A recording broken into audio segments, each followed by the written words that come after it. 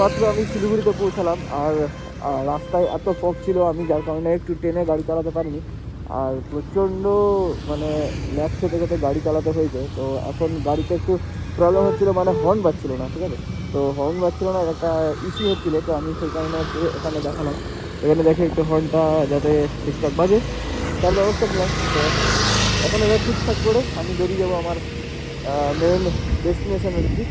তো সেখানে গিয়ে তোমাদের সাথে আবার কথা হচ্ছে। আর তার আগে এখন বাজে প্রায় 11টা বেজে গেছে, মানে 11:15 বাজে। এখন আমি যাব এখান থেকে, এখানে গিয়ে একটু খাওয়া দাওয়া করবো, মানে সকালে ব্রেকফাস্টটা করবো আর কি। সকালে ব্রেকফাস্টটা করার পর তারপরে এখান থেকে বেরোবো।